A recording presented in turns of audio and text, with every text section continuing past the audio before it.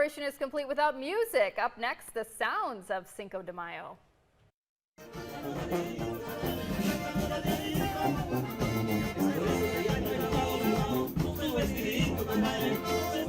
Our band is Rey De Rancho, which translates to King of the Ranch in Spanish.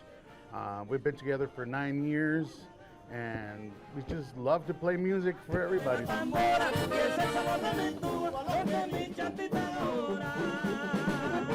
How did you guys all connect?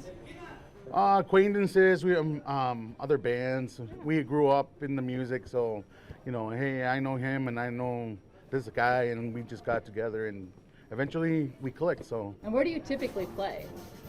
We play in Minnesota, but we also play around the states, North, South Dakota, Iowa, Wisconsin, Nebraska. We're pretty much all over the place.